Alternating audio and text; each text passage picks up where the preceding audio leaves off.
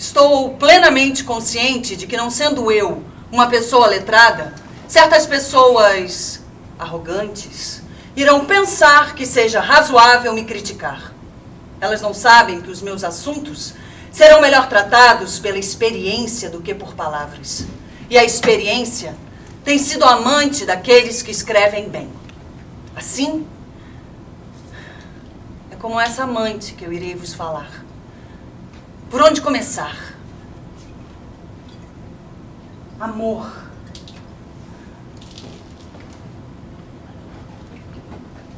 Grande amor nasce do grande conhecimento do objeto amado. Se você sabe pouco sobre ele, será capaz de amá-lo apenas um pouco, ou mesmo nada. Aqueles que permanecem na prática, mas não amam o conhecimento, são como o marinheiro que entra em um navio sem leme ou bússola e que jamais poderá ter certeza para onde se dirige. Eu dissequei mais de 10 corpos para descobrir que a rede de veias atua no homem como nas laranjas, nas quais a casca se torna mais espessa e a polpa diminui, na medida em que se torna mais velho. E se você disser que o sangue se torna mais espesso quando cessa de fluir através das veias, isso não é verdade, pois o sangue não engrossa, ele continuamente morre e se renova. É importante lembrar que o grande amor nasce do grande conhecimento do objeto amado. Eu dissequei mais de 10 corpos, destruí todos os seus diferentes membros, retirei até mesmo as menores partículas de carne que rodeavam suas veias, sem causar qualquer derramamento de sangue que não fosse o sangramento imperceptível das veias capilares. E como um único corpo não seria suficiente, foi necessário proceder por etapas, com tantos corpos quanto fossem necessários para tornar o meu conhecimento completo. O grande amor nasce do grande conhecimento do objeto amado. Mas ainda que dotado de interesse pelo assunto, você talvez seja dissuadido por uma repugnância natural, ou talvez pelo medo de passar as horas da noite na companhia desses cadáveres, esquartejados e esfolados. Mas, se isso não intimidá-lo, então talvez você não tenha paciência. Então você será negligente em seu trabalho.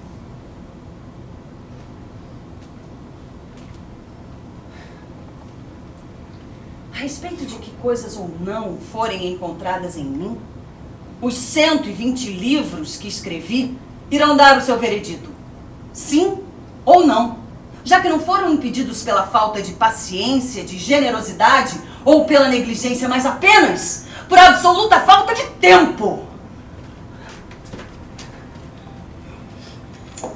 Percebendo que eu não encontraria qualquer outro assunto que pudesse ser especialmente útil ou agradável, já que os que vieram antes de mim os levaram para o seu próprio uso, devo fazer como aquele que, sendo pobre, chega por último à feira e não pode encontrar outra maneira de prover a si mesmo do que escolher as coisas já vistas e recusadas por outros compradores em virtude do seu pequeno valor. Irei, então, rechear a minha humilde maleta com esta mercadoria, esse lixo de tantos compradores, e oferecê-la, não nas grandes cidades, mas nas cidades mais pobres, tomando como pagamento o que me ofertarem por ela.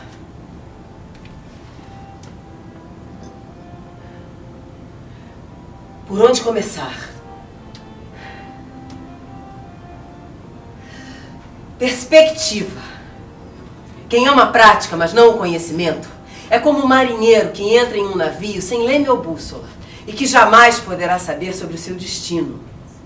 A prática precisa ser fundada em uma forte teoria. E, para tanto, a perspectiva é a guia e a sua porta de entrada, e sem ela, nada poderá ser bem feito. Todos os problemas de perspectiva podem ser esclarecidos através de 5 termos matemáticos: o ponto, a linha, o ângulo, as superfícies e os sólidos. O ponto é único. Não tem altura, largura, comprimento ou profundidade. A linha pode ser de 3 tipos: reta, curva ou sinuosa. E não tem altura, largura ou profundidade. O ângulo é a junção de 2 linhas em um único ponto.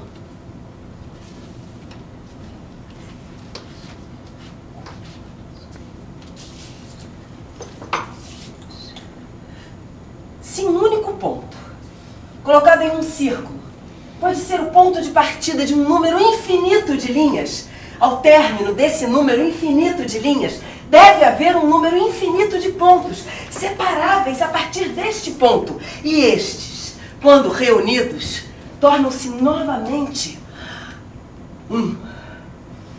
Donde concluir que a parte pode ser igual ao todo. O todo em toda parte. O todo em cada parte menor. Isso pode ser comprovado pela experiência. Se você fechar uma janela que dá para o poente e fizer um buraco nela e olhar, aproximar-se, olhar novamente, perceberá que, assim como uma pedra arremessada na água se torna o centro e causa de muitos círculos, assim como o som difunde-se em círculos no ar, assim qualquer objeto colocado na atmosfera luminosa difunde-se em círculos e enche o ar circundante com infinitas imagens de si mesmo. Hoje, experiência 33. Linhas de chão e percursos aéreos. Começar a partir da linha M com o olhar baixo. Agora fazer o mesmo com a linha N. Em seguida levantar e olhar M e N de cima. Afastar-se. Afastar-se. Caminhar até C. Ir 2 vezes até N e voltar. E depois até N. Quantas vezes? Quantas vezes? As minhas 3 primeiras linhas já estão se diluindo. Sim. Eu não sei. Eu experimento. Diga-me, eu já completei alguma coisa? Alguma forma de arte já atingiu a completude?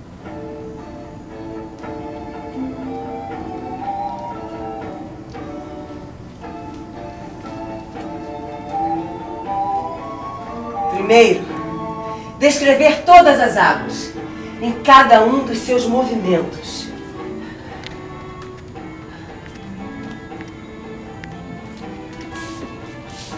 Em seguida, descrever todas as suas profundezas e seus materiais diversos. Sempre se referir às proposições a respeito das referidas águas. Descrever também todas as formas tomadas pela água, da maior à sua menor onda, e também suas causas. Cuidar sempre para que a ordem seja boa. Caso contrário, o trabalho será confuso. Divisões do livro. Livro 1, da água em si. Livro 2, do mar. Livro 3, de rios subterrâneos e veias. Livro 4, somente sobre rios. 5, das profundidades. Livro 6, dos objetos como obstáculos ao fluxo. Livro 7, de cascalhos. Livro 8, da superfície das águas. 9, das coisas que se movem nela. 10, dos meios de renovação dos rios. 11, de condutos. 12, de canais. Livro 13, das máquinas movidas à água. Livro 14, da subida das águas. Livro 15. As coisas consumidas pela água. Não posso esquecer de colocar no livro tudo que o rio pode ocasionar. Mas antes de tudo, anotar todos os nomes da água de acordo com seu peso. Da mais leve à mais pesada. Nomes da água.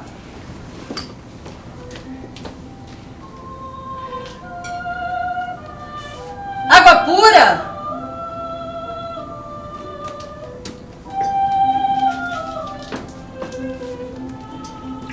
Água do mar.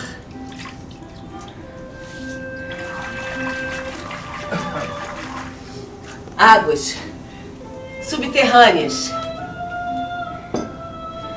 Água de cristalização. Água da chuva. Água régia.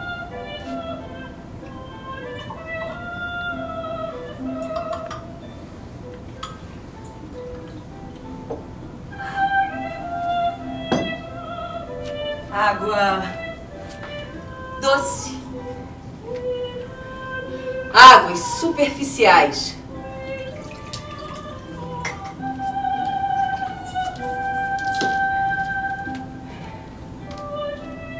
Água seca.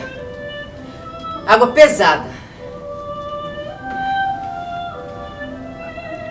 Diferenciar peso sólido de peso líquido. E o que pesado e leve significam em si mesmos.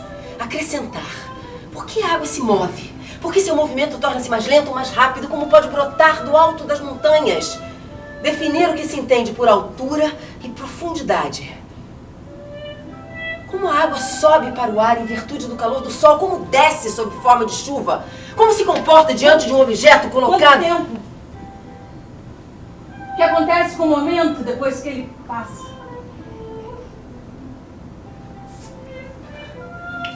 Como um segundo pode durar para sempre?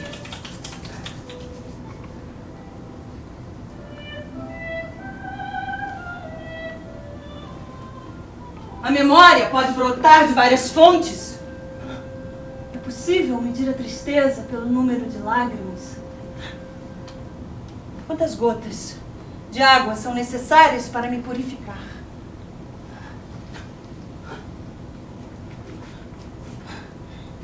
A água sabe todos os meus segredos?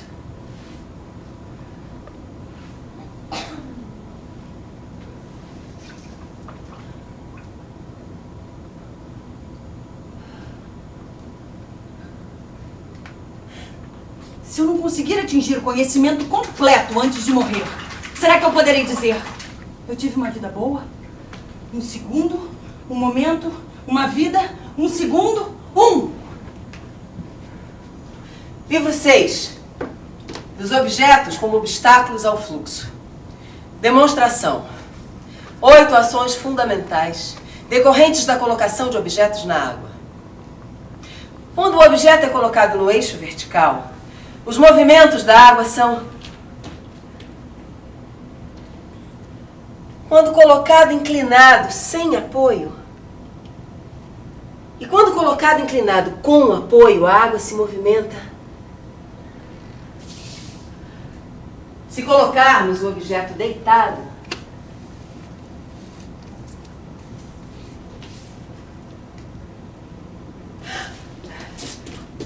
ao pressioná-lo para baixo,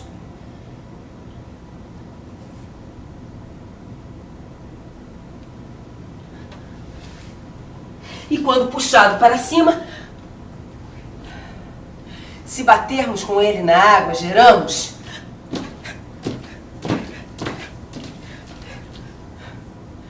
ao ser retirado, a água tende a voltar ao seu repouso dinâmico.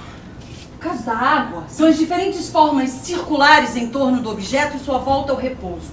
No caso do corpo, não é uma questão de mostrar a pele ou os músculos. O desafio é entender como os ossos se movem, como o braço se torce ou eleva, como o cotovelo é dobrado ou esticado.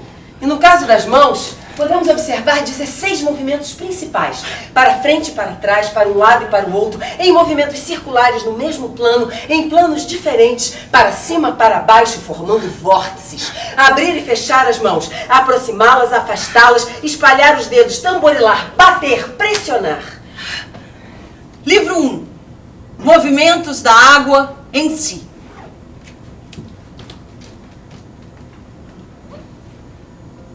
Escorrer.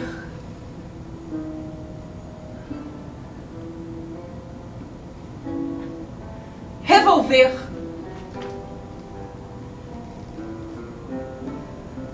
Bater. Deslizar.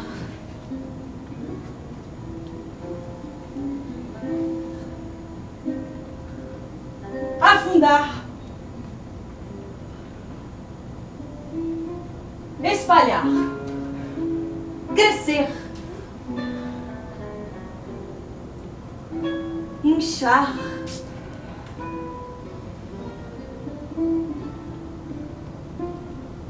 Penetrar. Boa noite. Ano 2013. Lugar: Espaço Sesc, Ateliê de Leonardo. Experiência 34. Instruções para hoje. Observar simetrias incompletas e formas quebradas. Criar no ar uma forma incompleta.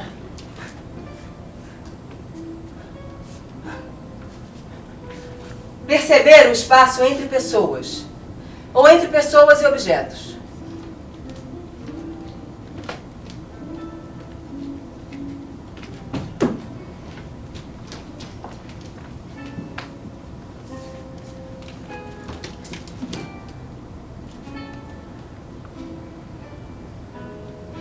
Escolher um objeto e observá-lo atentamente.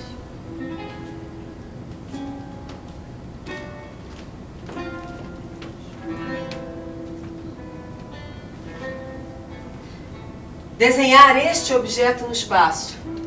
Fazer isso sem olhá-lo.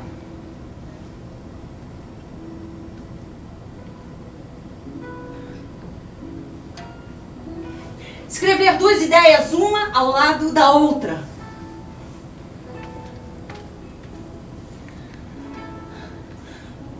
Fazer algum movimento que você aprendeu hoje para alguém distante de você. Falar sobre ele.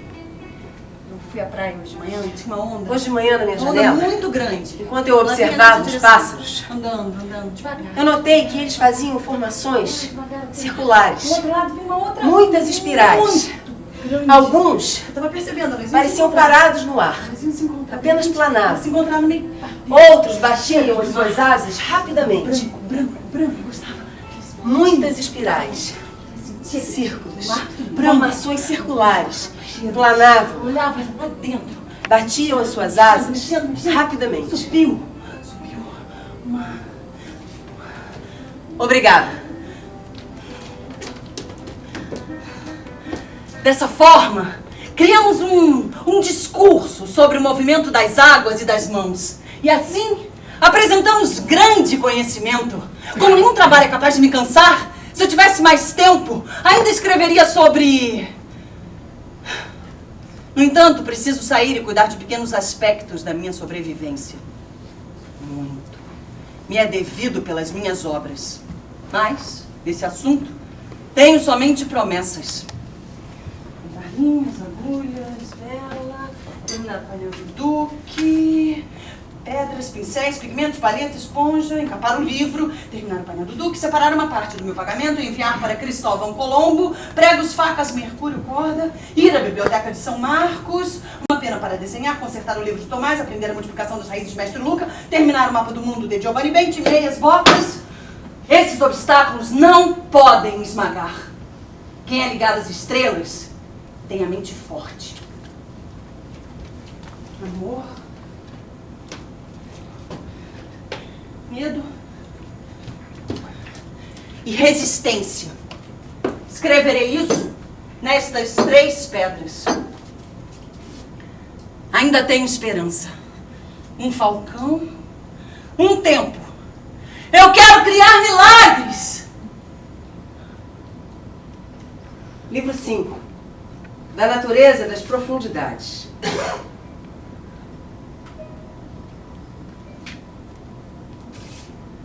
Agora, eu tenho um tempo sozinho. Um pequeno espaço de liberdade. Experimento.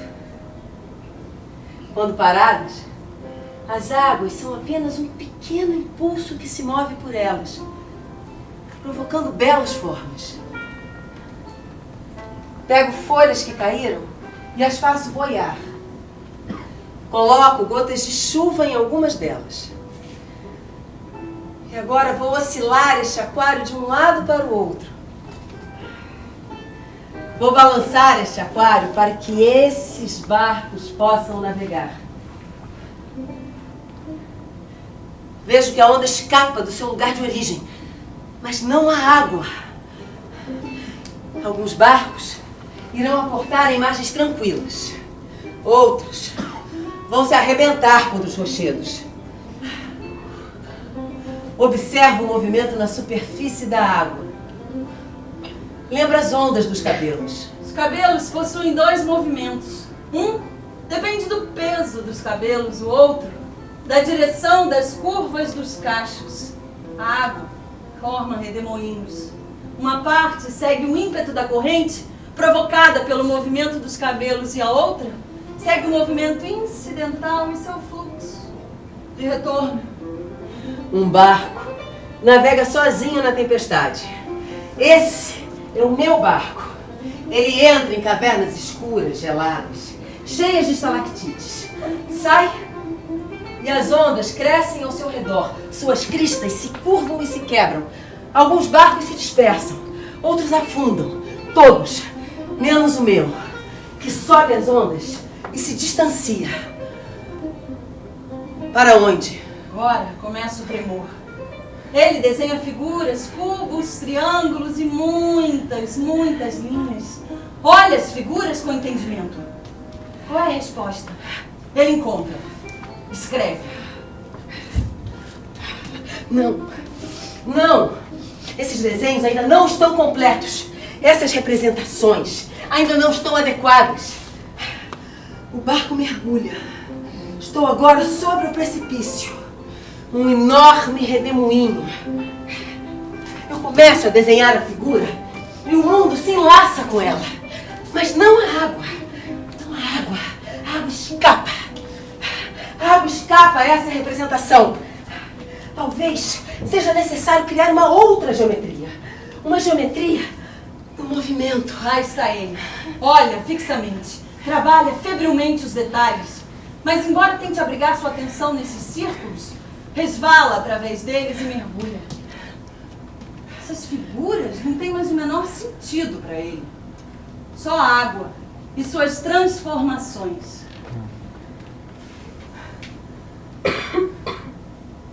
Livro 14.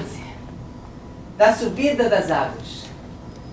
As profundezas do vale, posso colocar fragmentos de uma montanha, Quanto ao lado, criando uma encosta. as ondas podem Agora, correr em sua as direção. águas saltam. E ao ganhar peso, Corre, atacar a água, em ondas perfurando monstruosas. e correndo furiosamente até atingir toda a sua profundidade. A partir As disso, maiores irão jogados de atacar e volta para a destruir os superfície, muros da cidade. levando em sua saída Em seguida, a muita queda dos espuma edifícios misturada mais a altos pedaços gera de uma grande madeira. poeira.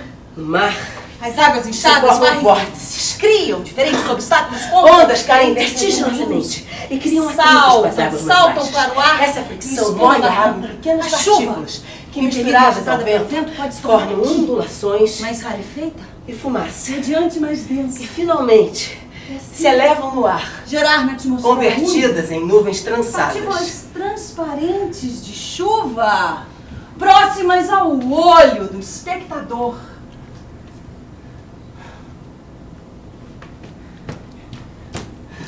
Escreva. Eu, depois de sempre trabalhar para ganhar a minha vida, me encontro. Eu não entendo porque não fui informado. Por que eu preciso lembrar da minha comissão para pintar os quadros? Ai. Não.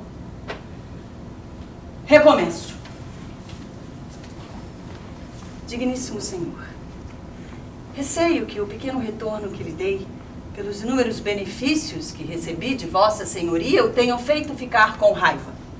Talvez seja por isso que as inúmeras cartas que lhe escrevi, apenas solicitando que se lembrasse do que havia me prometido, nunca tenham sido respondidas. Peço que entenda que o meu atraso na entrega dos pedidos que me fez se deve ao fato de que suas demandas são de tal natureza que não podem ser bem expressas senão depois de um certo tempo de trabalho. Também gostaria de informar que em breve estarei na cidade levando comigo 2 quadros, 2 madonas de tamanhos diferentes, que espero venham lhe agradar.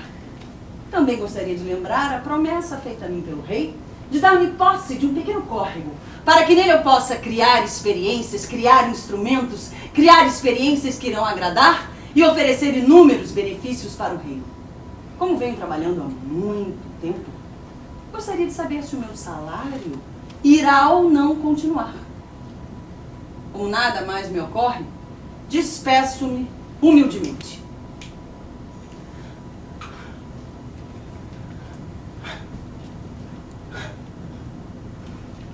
Eu vou representar a inveja com um movimento desdenhoso da mão para o céu, porque se ela pudesse, usaria a sua força contra Deus.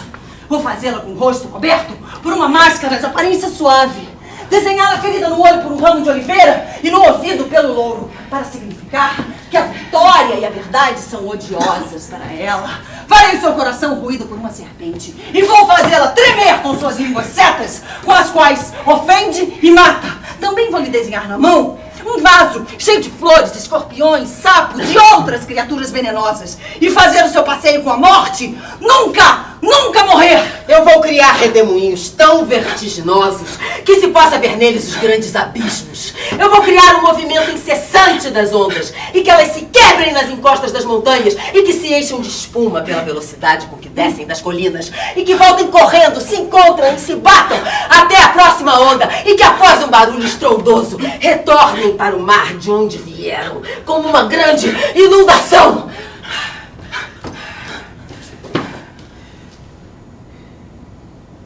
E que exista por instantes um silêncio ameaçador.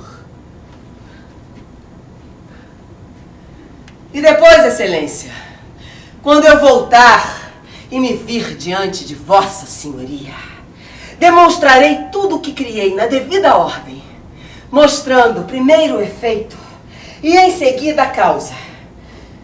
E o farei cumprir as suas promessas e escrever tanto, que se encontrará tão doente quanto me encontro agora, envergonhado por me encontrar injustamente em precária situação financeira.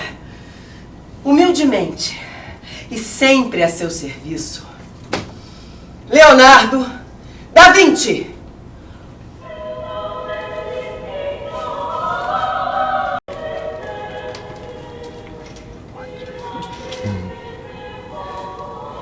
Ver é uma das ações mais rápidas que consigo realizar. Mergulhado aqui, em um instante eu posso ver um número infinito de formas. E, no entanto, por completo, apenas um objeto de cada vez. Ao olhar rapidamente para esta página, você conseguirá perceber que ela está coberta por várias frases. Mas não conseguirá entender o que essas frases são, nem para que elas foram escritas. Para entender o que está escrito, é necessário que você leia cada palavra de cada linha. Assim, eu digo a você, a quem a natureza pede para prosseguir nesta arte. Se o seu desejo é ter um profundo conhecimento dos objetos, fique imerso em cada um dos seus detalhes e não passe para outro antes que o primeiro esteja impregnado em sua memória. O objeto em frente ao olho envia sua imagem para o olho. O olho, por sua vez, envia sua imagem para o objeto, de modo que nenhuma parte do objeto se perca. Ao olhar o seu próprio rosto no espelho, a parte irá se assemelhar ao todo, na medida em que a parte estará em todo o espelho. Assim como o olho é o espelho da alma, o todo também estará em toda parte, no mesmo espelho. Porque a alma tem sempre a necessidade de se reunir ao todo para escapar da sua imperfeição.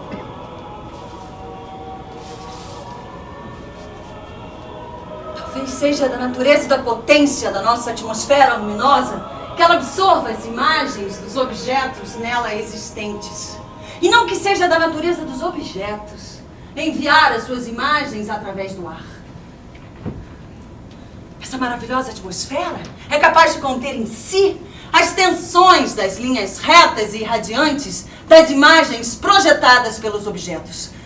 Torna-se necessário concluir que é de sua natureza existir entre os objetos e atrair as imagens das coisas para si mesmo, como um imã natural.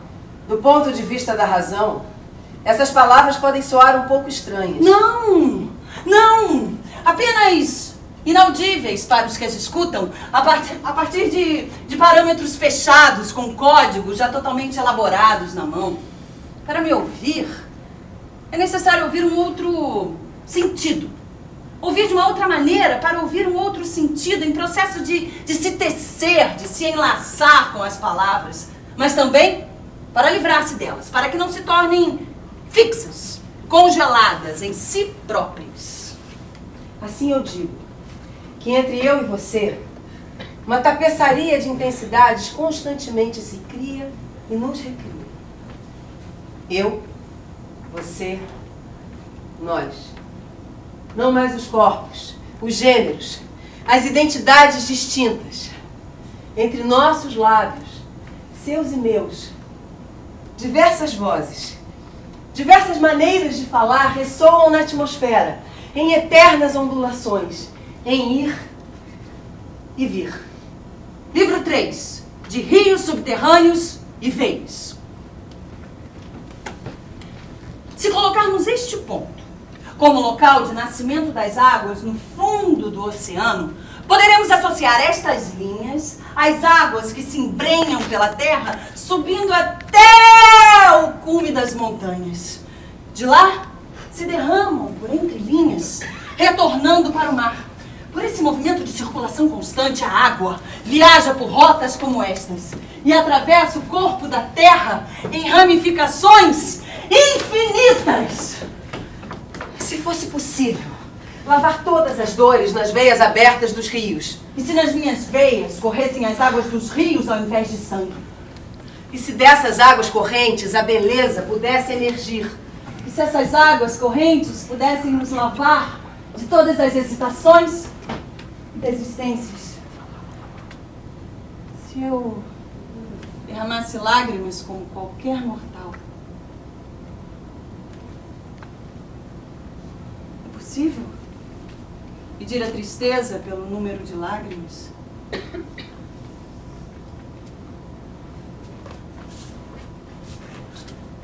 Se eu souber enfrentar essas águas e, sem medo, tomar o seu fluido de longo esquecimento.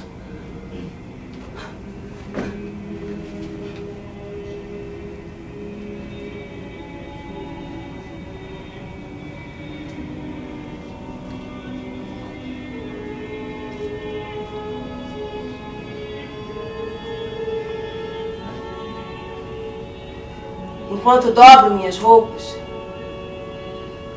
coloco de lado meu desejo permanente de completude. Agora, já sem esperança.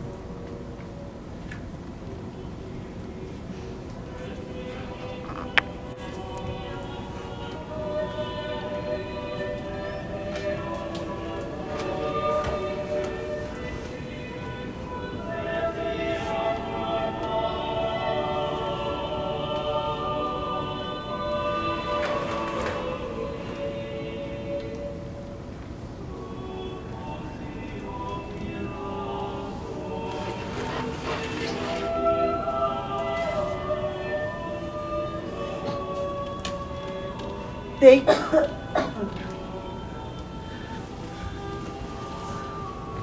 Estico a minha perna Meus pés tocam o metal e somente por tocar esse lugar tão conhecido, me asseguro de sua existência estável. Então, certo. Dessa vez, vou afundar. Assim como a água da chuva que enche os rios deságua no oceano, possa essa água derramada alcançar os que partem. O movimento da água dentro de mim é como o movimento da água dentro da água. Ondas vorazes me desnudam. Aquieto meu corpo. Espero. As ondas me elevam entre o céu e a terra. Agora, fora de mim, minha fantasia se derrama. E então? Eu me pergunto, por quê? Se eu tivesse mais tempo, se eu pudesse completar todos os trabalhos que eu comecei, se eu tivesse mais tempo, inventaria uma nova geometria. A geometria que conhecemos não consegue representar as dinâmicas de transformação. Fala comigo. Eu ainda tomo nota. Essa nova geometria deveria configurar o sangue que corre em um número incontável de veias. As águas se acumulam sobre mim, me levam, me desordenam. Aquieto meu corpo. Espero. As águas me elevam entre o céu e a terra. Movo minha cabeça e sinto que meu corpo todo se ondula. Oscilo rapidamente entre um corpo nítido e um corpo vago. Penso que eu poderia saltar, me mover, dançar. Acho que nunca parei de me mover e de dançar. Agora, me movo como os pássaros que um dia me assustaram. Você já tinha experimentado isso antes?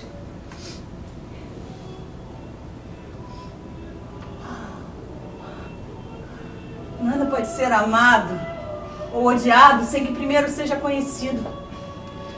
Esse quarto, por exemplo, me parece absoluto. Um dia, quando ainda no berço, um pássaro pousou sobre mim e abriu a minha boca com a sua cauda. Penso que nossas pequenas vidas somente ganham esplendor e sentido sobre os olhos da paixão. Esse quarto, por exemplo, me parece absoluto. Aqui eu posso ficar em silêncio. Eu não sei, eu experimento sem necessidade de sentido imediato. Você ouviu? Se eu pudesse prolongar esse estado, talvez eu pudesse tocar em algum território desconhecido. Dizem que o Caladrius é um pássaro que, quando colocado na presença de uma pessoa doente, caso ela vá morrer, o pássaro vira a sua cabeça e nunca mais olha para ela. Ao contrário, caso a pessoa vá se salvar, o pássaro jamais a perderá de vista e se tornará a causa da cura de todas as suas doenças. Semelhante a isso é o amor, que se mostra mais na adversidade do que na prosperidade. Ou como a luz, que brilha mais quanto mais escuro for o lugar.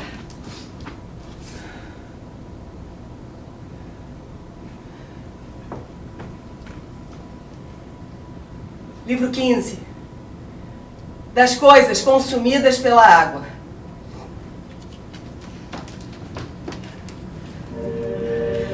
O ar precisa ser escurecido pela forte chuva, cuja descida oblíqua se desvia através do ar, impulsionada pela pressa dos ventos. Da mesma forma, eu vou escurecer a poeira, diferente da chuva, apenas pelas linhas retas das pesadas gotas de água que caem no solo. Tingir tudo com a cor do fogo, ateado pela força dos trovões de parafuso que quebram as nuvens. Deixar o ar escuro e sombrio ser visto, fustigado pelas ondas de ventos contrários e pela chuva, densa e contínua, misturada ao granizo.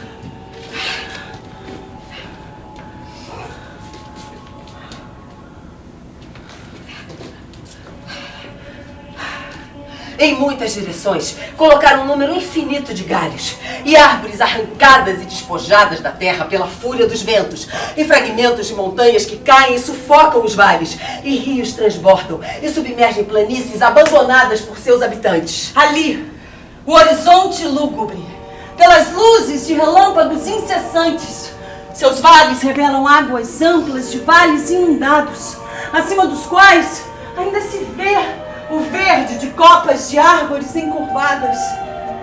Aqui, homens e pássaros em árvores altas que ainda permanecem descobertas pelas águas inchadas.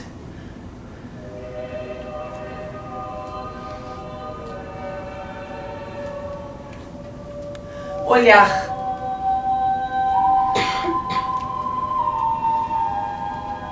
Sim. Mais uma vez. Olhar.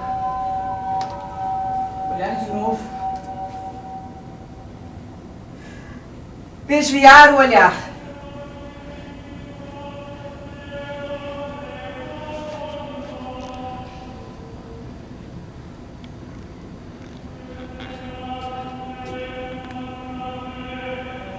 Colocar no topo das colinas animais aterrorizados, reunidos e subjugados, mansos, em companhia dos homens e mulheres que fugiram dos vales com seus filhos. As águas, com as suas ondas repletas de mesas, barcos e outros objetos sem nome, construídos pela necessidade e pelo medo da morte.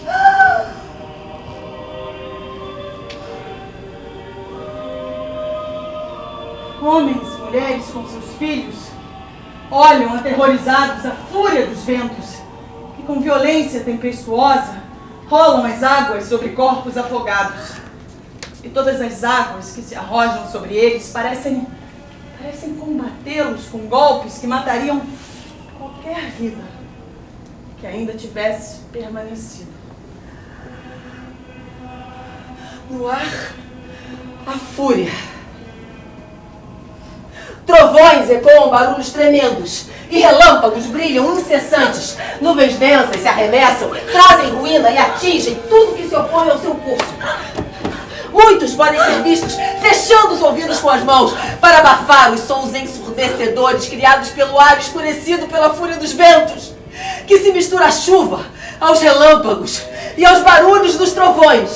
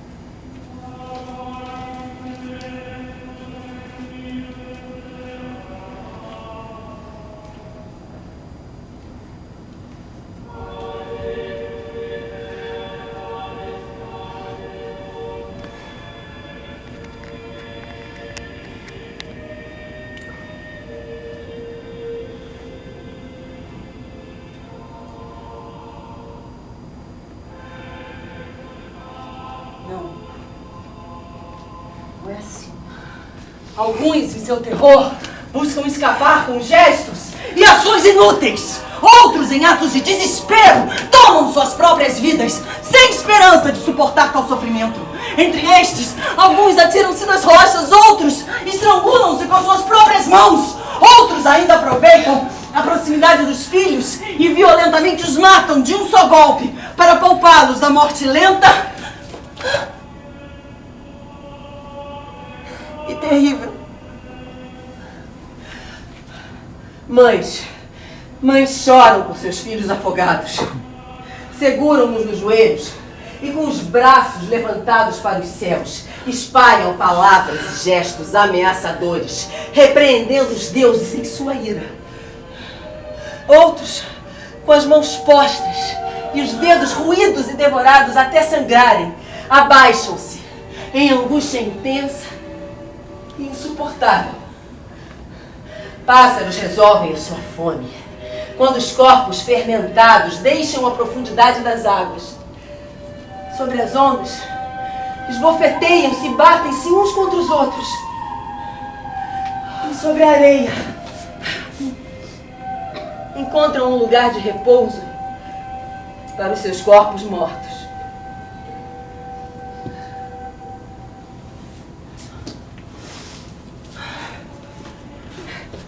Amor. Veias. Resistência. Ponto. Pedra.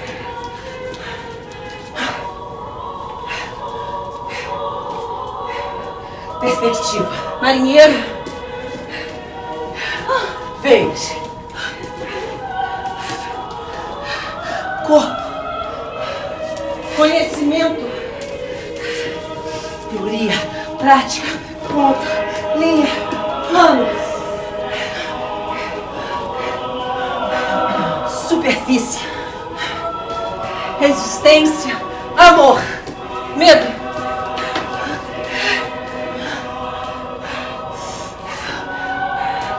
Veias. Corpo. Perspectiva.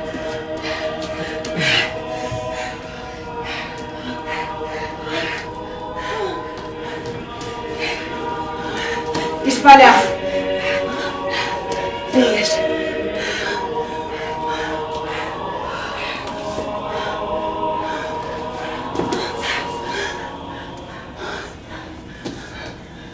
O que lhe parece? Estaria essa pintura acabada? Se eu tivesse mais tempo? Ainda...